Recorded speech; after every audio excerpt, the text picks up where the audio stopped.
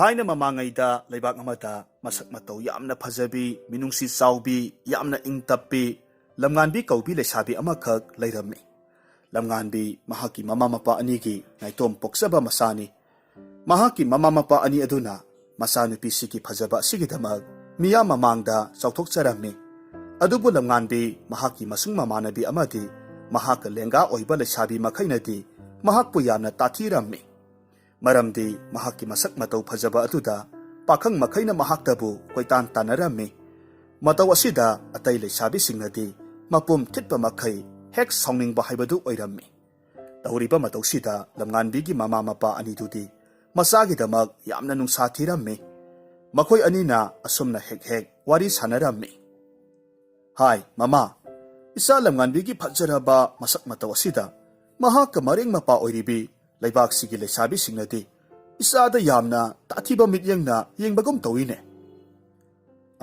aduna isase makhoigi makhutta asoi angamga yawkhigadra haidana nungsa yamna thine aidi aduna ne mama oibi nangna sanupi se ningthina senagadabani mama na khummi hoi ai senajagi aina ngaklibadi karigino makhoina asok yamna isada yengsilliba sibo Nate, masibu aigi isasina masak mataw phajarubasina isagi maral oigadori bro. Mama, kalak khaman ba haibase miyoy bagi masak nito. Aduna makhoidagi khara saksu mahay gyan haiba henba mi amata nung sidaba zatni. Hausiki matam sidadi. Khangreda. Isa ningol amakhat hausabase. Karigumba phatta nung daga thoklawadi aidi mangjareda ko. Hoho, madu thoktanabani aina mama nangonda ningthina senau haribase hariba tanja asimaktada lamnganbi makhutta pun ama pairaga imungdagi thoraklammi aduga mamada hairammi ima horen numidangi ising amata leitre turel masadagi ising sokluge mama na khummi hoi sokloro ising do phat sokluraga yumda halakadabani ko lambida nasung namanabi singna aswai phautang chalusi hairabasu Satki laki baga yabanate ko. Hoy ima na haibawa kudingmag amata kaudriye. Tuna hanjarake. Asum na haraga lamnganbi ising sokpa chatkre. Tasengba magsu lamnganbi mama amadi mapana. Makhoigi leibaki oiba kumhay harawna singbadasu amata yawhalamde.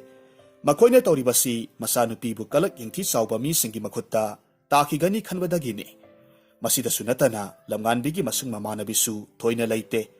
Maramdi mahak yumdagi mapal thokte ayamba matamda yumda leiba oibanani ngaihakki matungdadi lamnganbi mahakna ising sokadawriba apikpa turel khongbandu yausilaklammi mafamduda atopa leisabi taret amasu ising sokadabagi lakpa urammi adubu lamnganbi nupising aduda wahi amata hairamdana mahakki sokpham thokpa isingdu soklaga adumag mayumda hannabagidamag hotnarammi adubu nupi taret adudi Hanadagi lamnganbibu kalakcharaga leiramba oibana makhoi masel wa tanarami nupi ama na hai itaroy maya lamnganbise ngasi aikhoina chatkadoriba awang khungi lai harawbada chalusi haiduna haurasi matik thokpa langnasi haibabu itaroy mayamgi kari wakhal leibage nupi amana amuk khummi ho yaye mahak leibana khun asi khaktada natana atopa khunda leiba pakhang singna phawba Aikhoida hanna phawba yenglakidrabani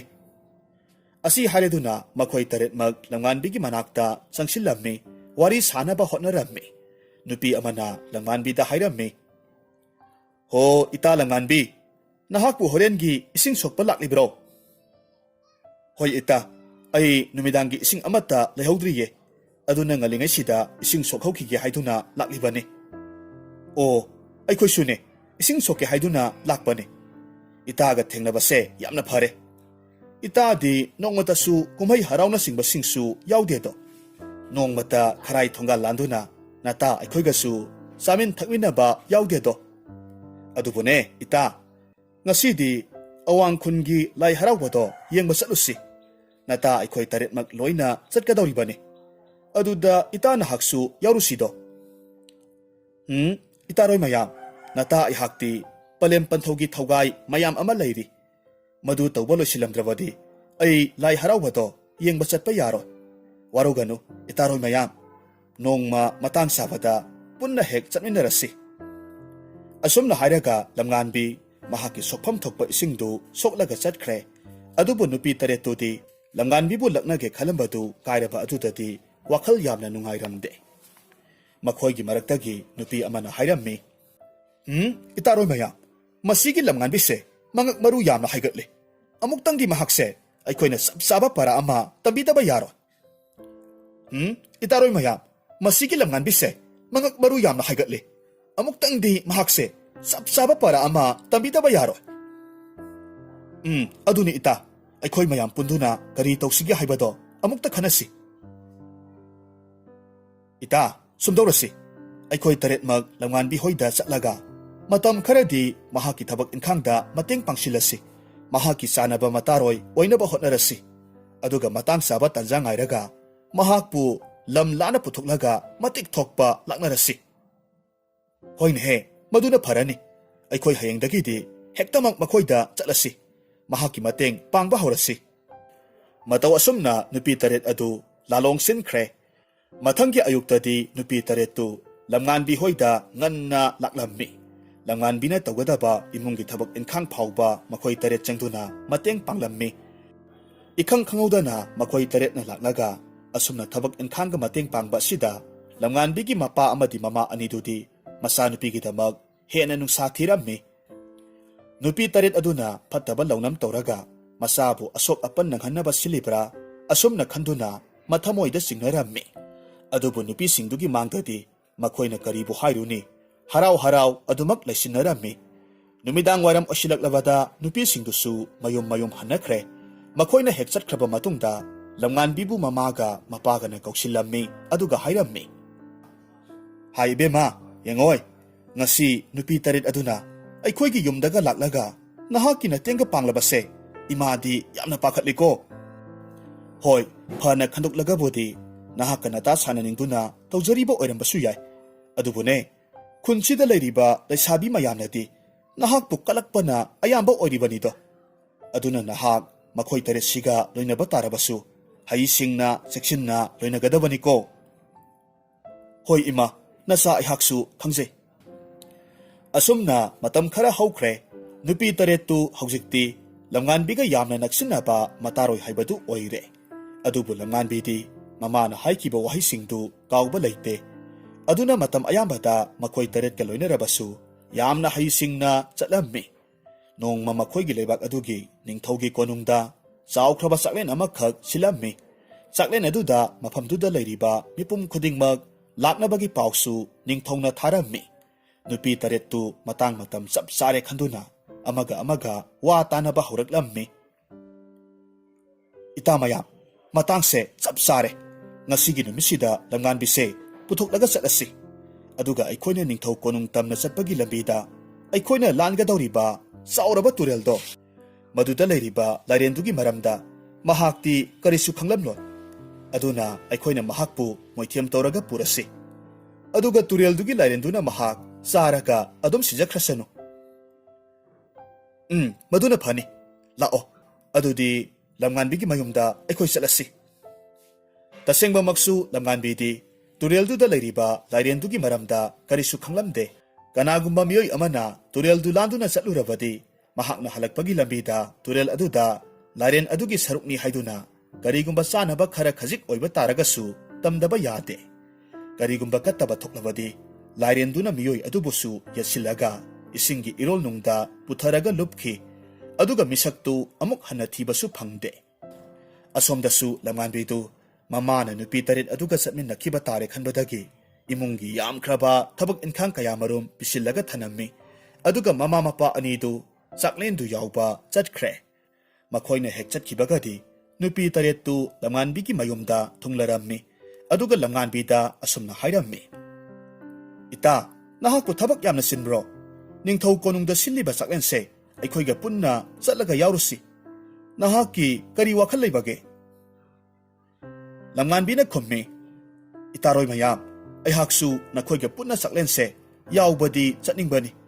Adubu imaga pabungana aihakpu makhoina halakpa matamda loisindaba yade haiduna thabak mayam ama piramliye. Aduna ai saklendo yauba ngamoidore. ita hoi mayam punna satminaruro. Ihe, nate itagi thabak tubu kari no. Tu, adagi achauba kharung tarani thoise, ising thananaba sokadawribani.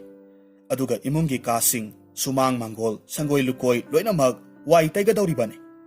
Aduga ita, seng sangbay tarasu kaigadaba watlibani.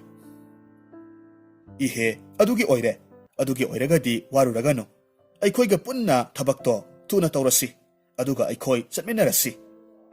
Asumna hairaga nupi tarit aduna, mana thokpa, wai taiba yaw, seng khaiba yaw, ising sokpa yaw, mahi tawminarami, thabak singdu loina loisilammi.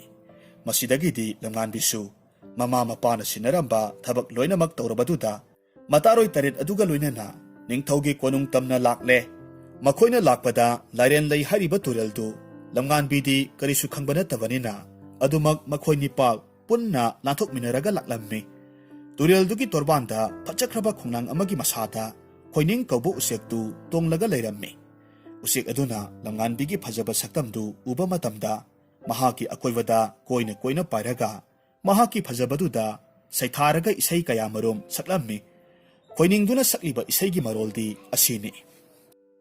Loidang kari lamlendagibu oirabano onthoknasu ningkhijeida singel laisak ubada khoimu makhaidi apami ho poknaredo khoyum laigi masa ibema haibadubu nahak soidanamak oiramgani. Adubu usektuna saklibadu nason pikna makoina tarabasu karisu thoina tasiludre ngaihak leragadi makoi punna konungda thunglarammi. Konung yoroba kanda dilamniba miyamdu lamngan bigi phajaba saktamdu ubaduda pungsum hek sumatnakre. Lairamliba pakhang makhaisu lamngan biga wari watai sananaba honaragata laikre. Adubu lamngan bidi mamaga mapaga na mahakpu ukigadra haiduna pakatlammi, miya marak aduda koirot lotlammi. Kaina thangdadi mamana mahakpu uthokre, aduga masi amada masanupibu pusilaga hairammi. Imagi ibema, karino nahak na tawribasibo? Imana nangonda nupi tarit asiga, tabak amata satmin nakhinu haiba natro. Adubu phare, haukrabadi haukre, haujikti nahak thunamak yumda halammo. Lamngan bisu hoi hareduna mataroi tarit aduda hairammi.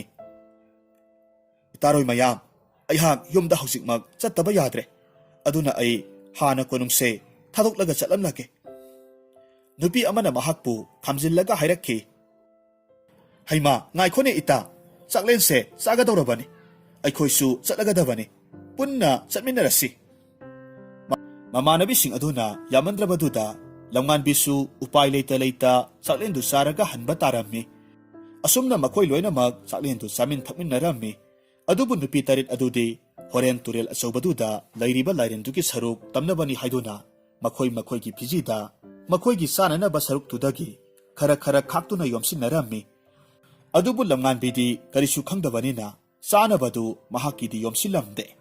Aduga lamngan bigi mamanasu lairendugi maramda masanupida wakal oihogdabadagi karisu hairakidre. Ngaihakki matungdadi saklendu saba loiraduna lamnganbi amadi mataroi tarit adu punna mayomda hanminnaraklammi. Adubu lairen lay haiba turel achaubadugi torban yorokpa kandadi makhoi tarit adudi makhoi purakliba sanaba potlam kharadu turelgi isingi imaida potlam singdu katlammi. Makhoi tarit na tawribadu lamnganbidi karino khangdabana yamna ngakna yenglaga lay. Aduga mataroi singduda hairammi. Itaroi maya, nakhoina tawribadubu karino? Aduga nakhoina isingda thadariba potlam singaduna kadaidagi puraklibano? Masidagi nupi tarit aduna lairendugi maramda hairakhi.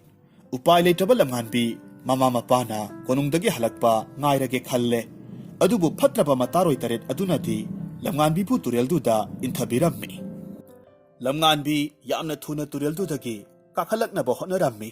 Adubu mahakna kakhalakpa nangdringai irol nungda luptharaga leiriba lairen aduna lamnganbibu yasilaga tureldugi irol nungda puthakre.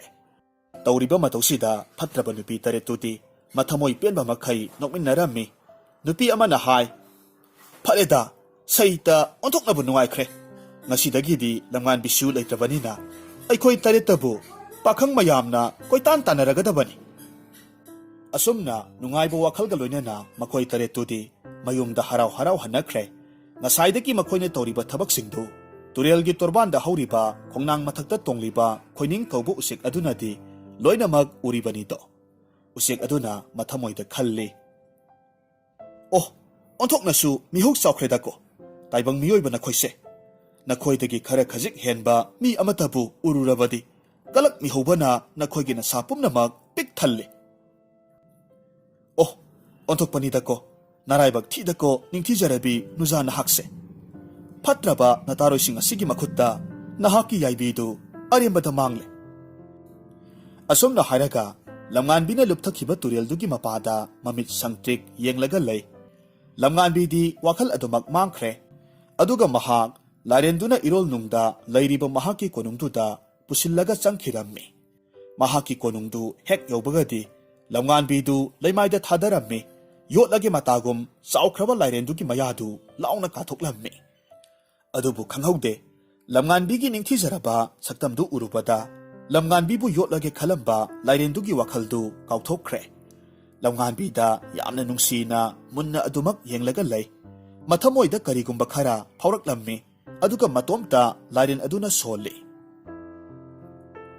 ꯑꯣ, ꯏꯄꯥꯞ ꯆꯦꯟꯕ ꯑꯣꯏꯔꯨꯕꯅ ꯑꯩꯍꯥꯛꯁꯦ ꯇꯥꯏꯕꯪ ꯃꯤꯑꯣꯏꯕ ꯑꯃꯅꯤ ꯍꯥꯏꯕꯁꯦ ꯍꯦꯛ ꯀꯥꯎꯊꯣꯛꯂꯨꯏꯗꯀꯣ꯫ ꯅꯤꯡꯊꯤꯖꯔꯕꯤ ꯅꯨꯖꯥꯁꯤꯒꯤ ꯁꯛꯇꯝꯁꯦ ꯎꯔꯨꯕꯗ ꯑꯀꯥꯎ ꯄꯔꯩ ꯆꯠꯂꯨꯔꯕ ꯑꯩꯍꯥꯛꯀꯤ ꯍꯧꯈ꯭ꯔꯕ ꯄꯨꯟꯁꯤꯗꯨ ꯅꯤꯡꯁꯤꯡꯍꯜꯂꯦ꯫ ꯑꯩꯍꯥꯛꯅ ꯃꯃꯥꯡꯗ ꯌꯣꯠꯈ꯭ꯔꯕ ꯃꯤꯑꯣꯏ ꯑꯃꯠꯇꯅ ꯑꯩꯍꯥꯛꯀꯤ ꯍꯧꯈ꯭ꯔꯕ ꯄꯨꯟꯁꯤ ꯋꯥꯔꯤꯁꯤ ꯅꯤꯡꯁꯤꯡꯍꯟꯗꯨꯅ ꯑꯩꯍꯥꯛꯁꯦ ꯇꯥꯏꯕꯪ ꯃꯤꯑꯣꯏꯕ ꯑꯃꯅꯤ ꯍꯥꯏꯕꯁꯤ ꯅꯤꯡꯁꯤꯡꯍꯜꯂꯛꯄ ꯉꯝꯗꯦ꯫ ꯑꯗꯨꯕꯨ ꯅꯨꯄꯤꯁꯤꯒꯤ ꯁꯛꯇꯝꯁꯤ ꯑꯩꯅ ꯎꯔꯨꯔꯒ ꯑꯩꯅ ꯅꯤꯡꯁꯤꯡꯕ ꯉꯝꯂꯤꯕꯁꯦ, ꯃꯁꯤꯅ ꯇꯥꯛꯄꯗꯤ ꯃꯍꯥꯛꯁꯤ ꯑꯩꯒꯤ ꯄꯥꯞꯁꯤꯗꯒꯤ ꯀꯣꯛꯄꯤꯕ ꯉꯝꯒꯗꯧꯔꯤꯕ ꯅꯨꯄꯤꯗꯨ ꯁꯣꯏꯗꯅ ꯑꯣꯏꯅꯤ꯫ ꯐꯔꯦ, ꯅꯨꯄꯤꯁꯦ ꯋꯥꯈꯜ ꯂꯥꯛꯄ ꯉꯥꯏꯔꯒꯦ꯫ ꯑꯁꯨꯝꯅ ꯍꯥꯏꯔꯒ ꯂꯝꯉꯥꯟꯕꯤꯕꯨ ꯅꯤꯡꯊꯤꯅ ꯇꯨꯝꯍꯜꯂꯝꯃꯤ꯫ ꯑꯗꯨꯒ ꯂꯥꯏꯔꯦꯟꯗꯨꯅ ꯃꯍꯥꯛꯄꯨ ꯋꯥꯈꯜ ꯂꯥꯛꯄ ꯉꯥꯏꯔꯝꯃꯤ꯫ ꯃꯍꯥꯛꯀꯤ ꯅꯤꯡꯊꯤꯖꯔꯕ ꯁꯛꯇꯝꯁꯤ ꯎꯕꯗꯨꯗ ꯂꯥꯏꯔꯦꯟ ꯑꯗꯨꯅꯁꯨ ꯃꯍꯥꯛꯄꯨ ꯑꯁꯨꯛꯀꯤ ꯃꯇꯤꯛ ꯅꯨꯡꯁꯤꯕ ꯐꯥꯎꯔꯛꯂꯝꯃꯤ꯫ ꯉꯥꯏꯍꯥꯛ ꯂꯩꯔꯒꯗꯤ ꯂꯝꯉꯥꯟꯕꯤ ꯋꯥꯈꯜ ꯂꯥꯛꯂꯦ꯫ ꯃꯍꯥꯛꯅ ꯃꯃꯤꯠ ꯍꯦꯛ ꯄꯥꯡꯊꯣꯔꯛꯄ ꯃꯇꯝꯗꯗꯤ ꯌꯥꯝꯅ ꯐꯖꯈ꯭ꯔꯕ ꯍꯤꯔꯥꯃꯅꯤ ꯃꯨꯛꯇꯥꯅ ꯂꯩꯇꯦꯡꯂꯕ ꯆꯥꯎꯈ꯭ꯔꯕ ꯀꯣꯅꯨꯡ ꯑꯃꯗ ꯂꯩꯔꯝꯂꯦ꯫ ꯃꯁꯥꯗꯨ ꯏꯄꯥ ꯄꯥꯈꯠꯅ ꯃꯇꯣꯝꯇ ꯁꯣꯜꯂꯤ꯫ ꯀꯗꯥꯏꯗꯅꯣ ꯑꯩꯅ ꯂꯩꯔꯤꯕꯁꯤꯕꯣ?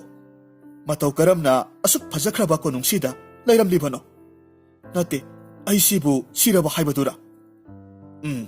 ꯃꯐꯝꯁꯦ ꯁꯔꯒ ꯍꯥꯏꯕꯗꯨ ꯑꯣꯏꯅꯤ꯫ ꯑꯩꯍꯥꯛꯇꯤ ꯐꯠꯇ꯭ꯔꯕ ꯏꯇꯥꯔꯣꯏ ꯇꯔꯦꯠ ꯑꯗꯨꯅ ꯇꯨꯔꯦꯟꯒꯤ ꯂꯥꯏꯔꯦꯟ ꯑꯆꯧꯕꯗꯨꯗ ꯄꯤꯖꯔꯒ ꯍꯥꯠꯈ꯭ꯔꯕꯅꯤ꯫ ꯑꯣ, ꯏꯃꯥ, ꯅꯍꯥꯛꯅꯗꯤ ꯅꯆꯥ ꯑꯩꯉꯣꯟꯗ ꯇꯠꯇꯅ ꯅꯨꯄꯤ ꯇꯔꯦꯠ ꯑꯗꯨꯒ ꯂꯣꯏꯅꯒꯅꯨ ꯍꯥꯏꯗꯨꯅ ꯍꯥꯏꯖꯈꯤꯕꯅꯤ꯫ ꯅꯆꯥ ꯂꯝꯀꯦꯠꯄꯤ ꯑꯩꯍꯥꯛꯅ ꯐꯠꯇ꯭ꯔꯕ ꯃꯈꯣꯏꯒꯤ ꯂꯥꯂꯣꯡꯗꯣ ꯈꯪꯂꯨꯗ꯭ꯔꯦ꯫ ꯅꯆꯥꯕꯨ ꯋꯥꯔꯧꯕꯤꯒꯅꯨꯀꯣ ꯏꯃꯥ꯫ ꯑꯁꯨꯝꯅ ꯍꯥꯏꯔꯒ ꯃꯇꯣꯝꯇ ꯇꯦꯡꯊꯥꯖꯔꯝꯃꯤ꯫ ꯃꯍꯥꯛꯅ ꯀꯞꯄꯒꯤ ꯃꯈꯣꯜ ꯇꯥꯔꯨꯕꯗ ꯂꯥꯏꯔꯦꯟꯗꯨ ꯂꯝꯉꯥꯟꯕꯤꯕꯨ ꯊꯅꯝꯂꯤꯕ ꯀꯥꯗꯨꯗ ꯆꯪꯁꯤꯜꯂꯛꯂꯝꯃꯤ꯫ ꯂꯥꯏꯔꯦꯟꯗꯨꯕꯨ ꯎꯕꯗ ꯂꯝꯉꯥꯟꯕꯤ ꯀꯞꯄ ꯇꯣꯛꯈ꯭ꯔꯦ꯫ ꯃꯁꯥ ꯄꯨꯝꯕ ꯇꯨ ꯆꯨꯡꯈꯤꯕ ꯈꯪꯍꯧꯗꯦ꯫ ꯑꯀꯤꯕꯅ ꯊꯨꯝꯍꯠꯈꯤꯕꯅ ꯈꯣꯟꯖꯦꯜ ꯅꯤꯛꯅ ꯍꯥꯏꯔꯛꯈꯤ, ꯑꯩꯁꯤ ꯁꯤꯗ꯭ꯔꯤꯕ ꯑꯣꯏꯔꯦꯀꯣ? ꯀꯔꯤꯒꯤꯗꯃꯛ ꯑꯩꯍꯥꯛꯄꯨ ꯅꯍꯥꯛꯀꯤ ꯑꯁꯤꯒꯨꯝꯂꯕ ꯑꯀꯤꯕ ꯁꯛꯇꯝꯁꯤ ꯎꯍꯟꯕꯤꯔꯤꯕꯅꯣ? ꯋꯥꯈꯜ ꯂꯧꯁꯤꯡ ꯃꯥꯡꯗꯨꯅ ꯂꯩꯔꯤꯉꯩ ꯑꯩꯍꯥꯛꯀꯤ ꯌꯥꯏꯕꯤꯁꯦ ꯂꯧꯔꯝꯂꯕꯗꯤ ꯑꯩ ꯌꯥꯝꯅ ꯄꯦꯟꯖꯔꯝꯒꯗꯕꯅꯤ꯫ ꯑꯩꯍꯥꯛꯄꯨ ꯀꯨꯏꯅ ꯂꯛꯅꯕꯤꯔꯒꯅꯨ꯫ ꯑꯩꯒꯤ ꯌꯥꯏꯕꯤꯁꯦ ꯂꯧꯔꯒ ꯅꯍꯥꯛꯀꯤ ꯑꯔꯥꯝ ꯈꯧꯔꯥꯡꯕ ꯄꯨꯝꯅꯃꯛ ꯀꯣꯛꯍꯟꯖꯔꯣ꯫ ꯏꯆꯥꯅꯨꯕꯦꯝꯃ, ꯉꯥꯏꯈꯣ, ꯇꯞꯊꯈꯣ꯫ ꯑꯩꯁꯦ ꯅꯍꯥꯛꯅ ꯈꯜꯂꯤꯕ ꯑꯗꯨꯝꯅ ꯇꯝꯊꯤꯕ, ꯇꯥꯏꯕꯪ ꯃꯤꯑꯣꯏꯕꯗ ꯑꯋꯥ ꯑꯅꯥ ꯄꯤꯕ, ꯃꯤꯑꯣꯏꯕꯒꯤ ꯁꯥꯗꯣꯡ ꯆꯥꯕ ꯂꯥꯏꯔꯦꯟꯗꯣ ꯑꯩꯗꯤ ꯅꯠꯇꯦ꯫ ꯏꯄꯥꯞ ꯂꯩꯕ ꯃꯤꯁꯛ ꯑꯃ ꯑꯣꯏꯔꯨꯕꯅ ꯑꯩꯍꯥꯛꯁꯦ ꯇꯥꯏꯕꯪ ꯃꯤꯑꯣꯏꯕꯅꯤ ꯍꯥꯏꯕ ꯐꯥꯎꯕ ꯑꯀꯥꯎ ꯄꯔꯩ ꯆꯟꯈ꯭ꯔꯕꯅꯤ꯫ ꯑꯗꯨꯕꯨ ꯏꯕꯦꯝꯃ, ꯅꯍꯥꯛꯀꯤ ꯁꯛꯇꯝꯁꯤ ꯎꯔꯨꯕ ꯃꯇꯝꯗ ꯑꯩꯍꯥꯛꯀꯤ ꯃꯥꯡꯂꯝꯆꯠꯀꯤ ꯄꯨꯟꯁꯤꯗꯣ ꯅꯤꯡꯁꯤꯡꯍꯜꯂꯛꯄꯅꯤ꯫ ꯀꯔꯤ ꯍꯥꯏꯕ? ꯅꯍꯥꯛꯄꯨ ꯇꯥꯏꯕꯪ ꯃꯤꯑꯣꯏꯕ ꯑꯃꯅꯤ ꯍꯥꯏꯕ? ꯑꯗꯨꯕꯨ ꯍꯥꯏꯕꯤꯌꯨ, ꯀꯔꯤ ꯀꯔꯝꯕ ꯄꯥꯞ ꯂꯪꯖꯔꯨꯕꯅ ꯑꯁꯤꯒꯨꯝꯂꯕ ꯂꯥꯏꯔꯦꯟ ꯑꯃꯒꯤ ꯁꯛꯇꯝ ꯂꯧꯔꯒ ꯑꯁꯨꯛ ꯀꯨꯏꯕꯁꯦ ꯏꯔꯣꯜ ꯅꯨꯡꯁꯤꯗ ꯂꯩꯔꯤꯕ?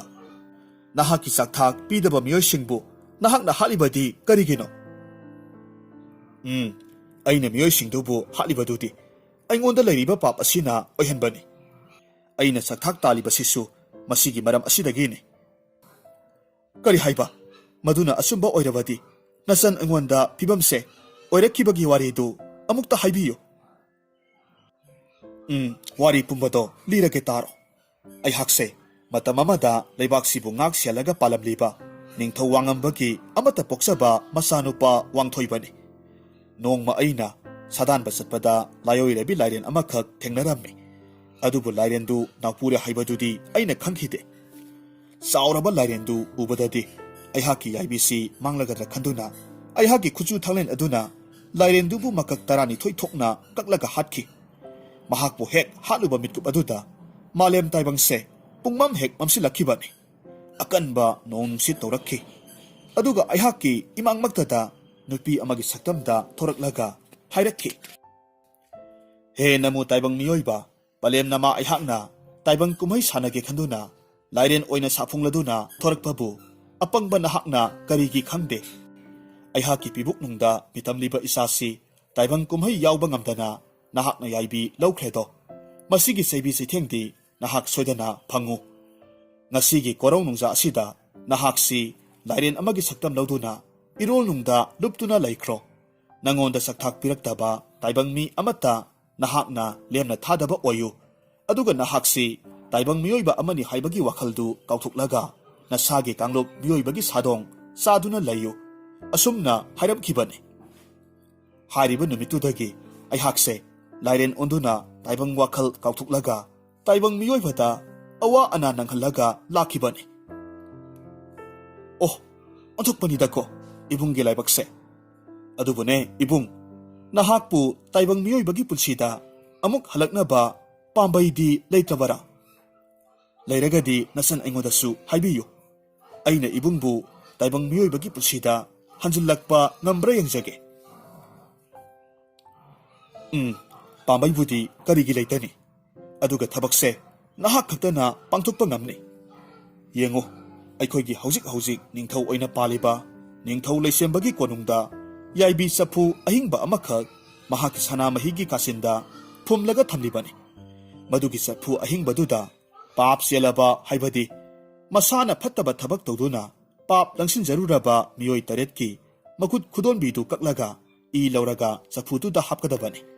Aduga mapunsida phattaba amuktasu tawraktriba miyoi amagi idusu lauraga sapu ahingbaduda hapkadabani.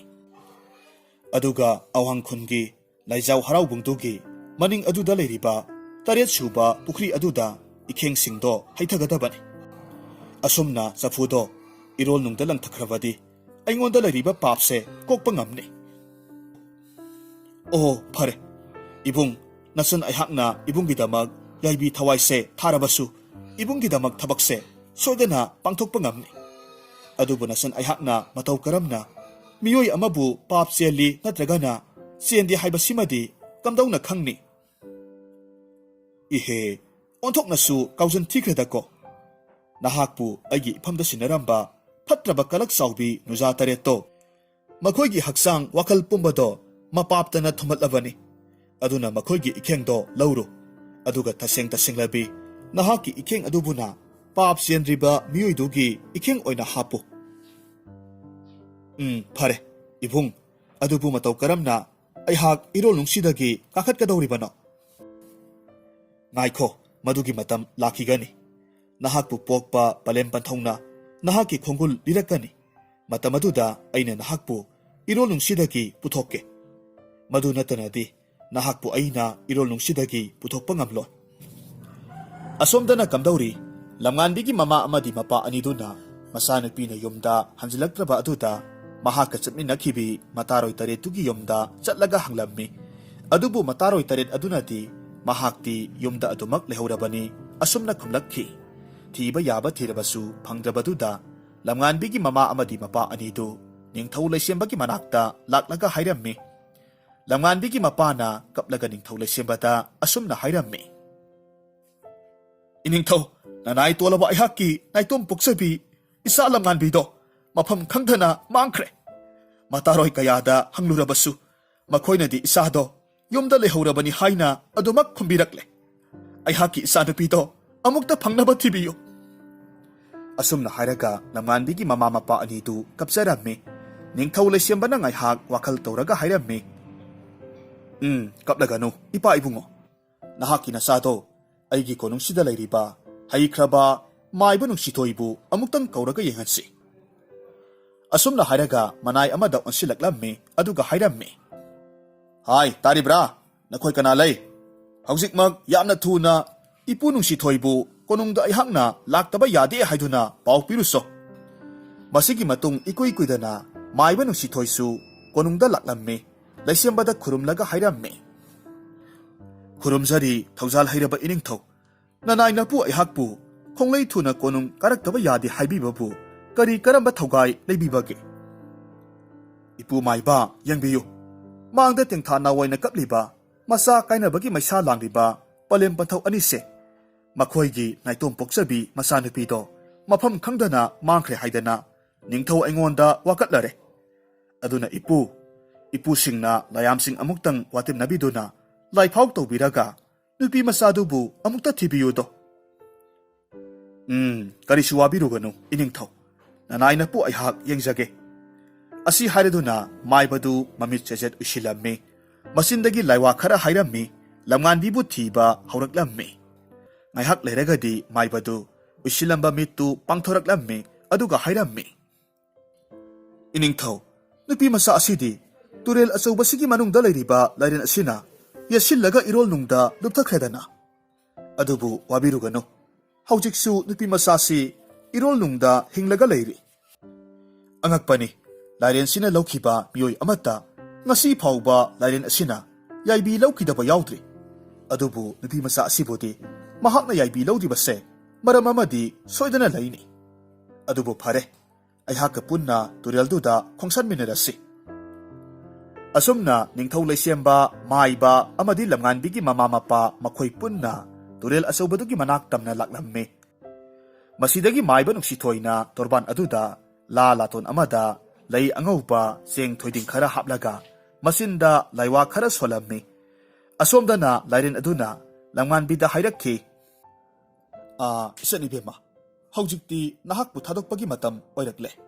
Adubone nabung aina nangonda sinakhiba thaugaidudi atai atopa kanagi mafamda haidokpa yade. Karigumba nahakna kauthokiduna haidoknuba thoklabadi nabung aihakse matam supagi oina lairen olaga adumak laikhraganido. Ibung adugidi karisu wabiruganu. Nasan aihak kanadasu sinda paudazaro. Asumna hainaraba matung lairen aduna lamnganbibu mahaki makok thakta tonghalammi aduga irol nungdudagi imai tamna phaugalakki. Torbanduda leiriba makhoi pumnamakna lamnganbina lairendugi mathakta tonglaga phaugalakpa aduda yamna ngakpa amaga loinana munna yengnarammi. Masidagi lairenduna lamnganbibu mama mapagi mafamda sinaramlaba matung amuktang yenglamlaga irol nungda lupthakre. Lamnganbigi mamana masabu konsilaga kaplammi. Imagi ibema nahakpu imana yumdagi mapan thokanu haiduna sinakiba natra karigino nahakna thoklamliba sibu imana akaw parai salubadagi isada layoiraba laren asigi maramdasu haihodre.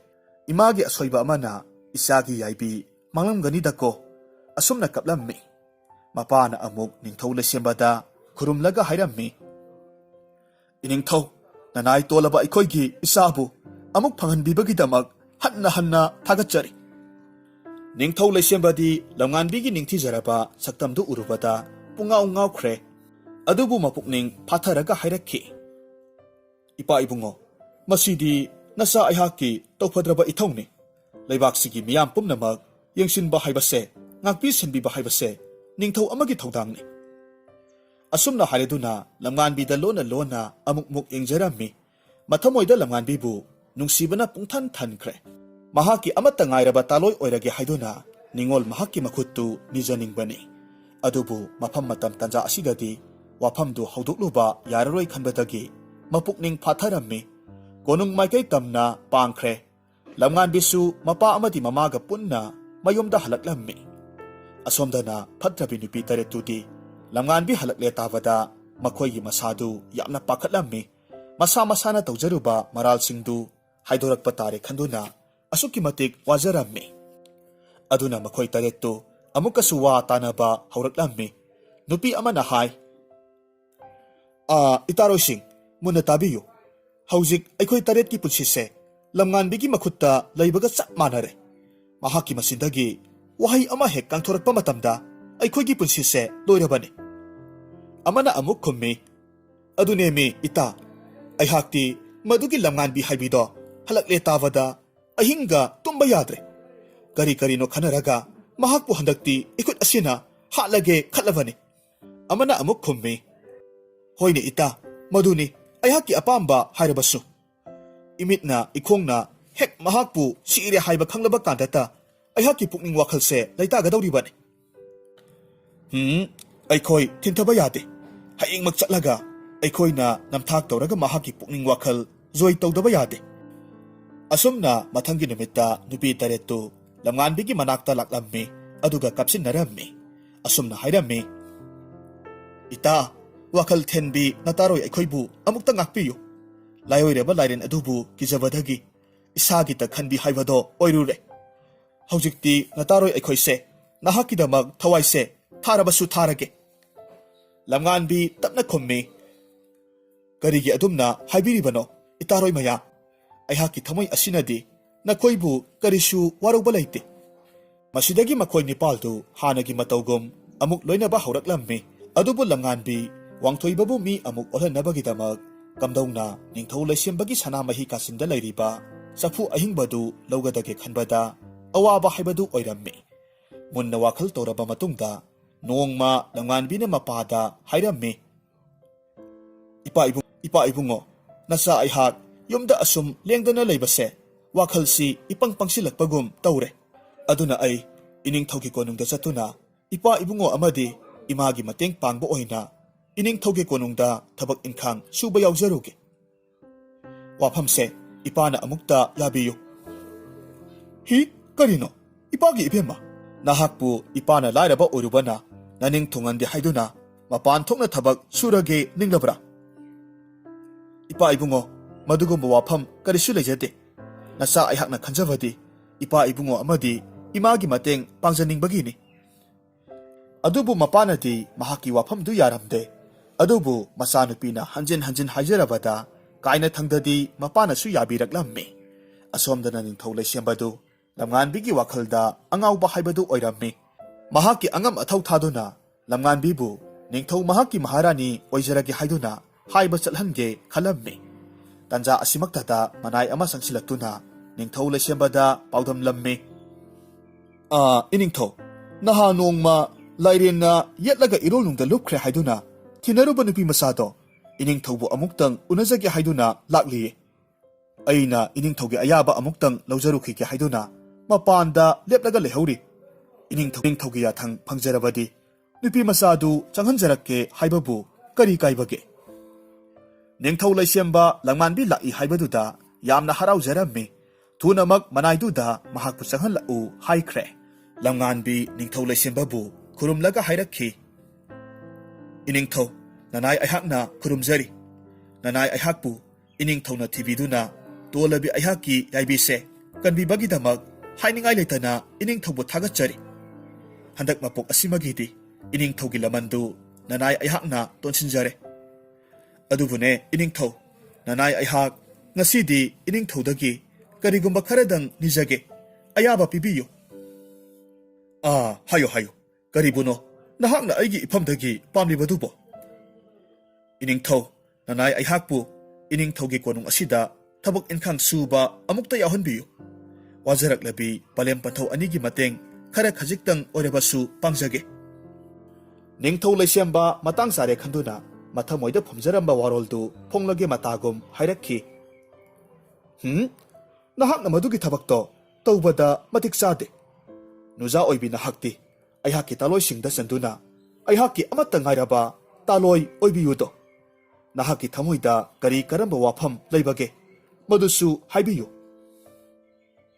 tasengba makidi lamnganbinasu laisembabudi yamna nungsiba phaurammi adubo madu losinduna mahaki sauraba thogai ama watlibadu hana pangthoke khanbadagi asumna khamlakki iningthau takpiribo wafamdo nanai aihakidi laibak yamna phabani adubu iningthau nanai aihaki sari wasak amadi leijabana sahi amagi matamdi pinabiyu sahi amagi matungda iningthaugi taloi oina aihakpu lawsinbiyu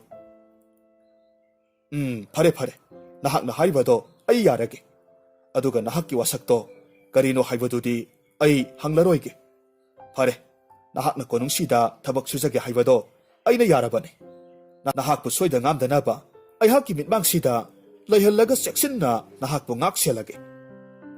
Masidagidi lamnganbi ningthau laisiambagi konungda thabak ingkhang suraga leirammi. Masidasu phatrabi nupi tarit adudi amukka hena kalakpa haibadu oirammi. Masigi matung nongma phatraba mataroi taretu lamnganbigi manakta laklammi aduga hairammi. Ita nataroi ekhoisu konungda thabak suba yauba yaroidro. Ining thauda nahakna amuktang hangbiyu. Lamnganbisu matang sare khanduna ningthau laisiambada haijarammi makhoi taret mag laikol senabi mali oina thabak suhallammi. Matamdi asum haukibana sahi ama phajalakadore ningthau laisiamba nungaiba asaga loinana mahaki laikolduda kundo kaubi lairangbu paksana thahallammi. Lamnganbi makhoi anigi luhongnabagi matamdu ngaijarammi. Nupi taret adudi lamnganbina maharani oikiba tare khanbata mathwai yamna wajarammi. Thunamag mahaki yaibi lahodaba yade khankhre. Lamnganbisu adumangai phatrabi mataroi taresi sabsaba para ama tambiba matam oire khalaklammi. Masigi matung nongma lamnganbina konunggi kamayamdu wai teiba saraga sanamahi kasinda phumliba sapu ahingbadu lona lauthuklammi aduga lotlaga thamlammi. Aduga khonglei thuna chenkhiduna laisiambana thaliba kundo lairang singdu kanasu udringai loinamak phoidatlammi. Masidagi mataroi taretu lakpagi tanja yenglaga ningthau laisiambagi manak tamna chenkhirammi aduga kaplaga pau tamlammi. Iningthau nanai aigi itaroi taret aduna laikolda horiba kundo pambi singdu loinamak phoidatkhre. Nanai aina phana kana khamjabani adubu makhoinadi tabiba kauba leitre. Aduna makhoibu amukta warakpiyu iningthau asumna hairammi. Wafam sitaruvada laisiambadu asaubagi pankhai leikhidre. Mamittu imuk ngangba makhai saungna hairammi. Kari haiba ayaki yaipa khongthang thanglakpagi haurakpham oigadoriba kundo lairangsing adubu phoidatli haiba. Phai khanganido makhutsingdu kaktuna kundo phoidatpagi maral yajahangedo makhoi. Asumna hairaga thunamak manai thaduna nupi taret adubu pharaga purak halammi. Aduga makhoigi makhutsingdu loinamak kakthatlammi. Makhoidagi tarakliba ikhengdu lamnganbina wai teiba saraga ningthina khomjilammi. Safu ahingbaduda hapchillaga thanammi. Nupi taret adudi makhoina tawjarubagi mahini khanduna makhut yaudaba miyoi sudraba misak amamam oiraga kapna lenjarammi. Lamnganbisu aroibo oina lairendugi mathau mangam pangthuknabagidamak mahaki khutsa amabu thangna sokhallammi. Mahaki ikhengdusu safududa hapchilammi. Aduga awang khungi lai haraupam tamna laklammi. Mahakna safudu thadagadoriba pukhridu yoksilakpa matamdadi yamna tamthiraba nonglei nungsit amakhak tawraklammi. Lamnganbi akiba leitana masinda murum soli. O nungsit asina ay hakki lambise thinglage ninglaba male. Adubu ay lairen adubudi soidanamakki miyoiba amuk hanna oihendaba yade. Aigi yaibise manglabasu ay hak tung hanadi khak hankraro. Asumna haiduna yamna wana hotnarammi ikhengdu pukhri aduda haithakre. Angakpani ikhengsing aduna pukhridugi isingduda hek tasinkhibagadi pukhridu masu nipalgi ising oina mathang olaklammi. Matamasida lamnganbina safudu irol nungda thadakre. Masidagidi masu nipan sinduna olakhiba isingdu hanagumna iranglangba ising olaga laikre. Asomdana kamdauri lairen olamba wangthoibadu mahaki hanagi taibang miyoibada onthoraklammi. Mataw asida mahak yamna haraurammi. Aduga torbanda leptuna lamnganbibu lakpa ngairaga leirammi. Lamnganbisu nungaiba wakhalga loinana torbandu tamna laklammi. Wangthoibabu ubada haraungna chensilaklammi. Aduga hairammi. Ibung nasan ayhakna ibunggidamak thabakto pangthok chakre. Ibungna taibang miyoibagi saktamda amok hanjilakliba asimok nungaiba ani sudre. Nahaki thawjalse aina karamba matamda singba ngamne. Aidi nahaki laman tonsille. Adubune yengoi ayhak mafamse thadoktuna lam khuding koina chatuna lam koiba ama oiduna punsi se lelage khalle. ꯑꯗꯨꯒ ꯀꯔꯤꯒꯨꯝꯕ ꯅꯍꯥꯛꯅ ꯑꯋꯥꯕ ꯇꯥꯔꯕ ꯀꯥꯟꯗ ꯅꯕꯨꯡ ꯑꯩꯍꯥꯛꯄꯨ ꯅꯤꯡꯁꯤꯡꯂꯛꯎꯀꯣ꯫ ꯂꯝꯉꯥꯟꯕꯤꯁꯨ ꯍꯣꯏ ꯍꯥꯏꯔꯝꯃꯤ ꯑꯗꯨꯒ ꯑꯗꯨꯃꯛ ꯂꯩꯍꯧꯔꯝꯃꯤ꯫ ꯑꯁꯨꯝꯅ ꯃꯇꯝ ꯈꯔꯒꯤ ꯃꯇꯨꯡꯗꯗꯤ ꯂꯝꯉꯥꯟꯕꯤꯗꯨ ꯅꯤꯡꯊꯧ ꯂꯩꯁꯦꯝꯕꯒ ꯂꯨꯍꯣꯡꯂꯝꯃꯤ꯫ ꯂꯩꯕꯥꯛꯇꯨꯒꯤ ꯃꯍꯥꯔꯥꯅꯤ ꯑꯣꯏꯗꯨꯅ ꯅꯨꯡꯉꯥꯏ ꯌꯥꯏꯐꯅ ꯄꯥꯟꯈꯤ꯫ ꯑꯗꯨꯒ ꯐꯠꯇ꯭ꯔꯕ ꯃꯤꯍꯧ ꯆꯥꯎꯕꯤ ꯃꯇꯥꯔꯣꯏ ꯇꯔꯦꯠ ꯑꯗꯨꯗꯤ ꯃꯁꯥꯒꯤ ꯃꯄꯥꯞꯅ ꯃꯄꯨꯟꯁꯤ ꯆꯨꯞꯄ ꯁꯣꯏꯅꯥꯏꯕꯤ ꯍꯥꯏꯕꯗꯨ ꯑꯣꯏꯗꯨꯅ ꯋꯥꯅ ꯂꯦꯟꯈꯤꯔꯝꯃꯤ꯫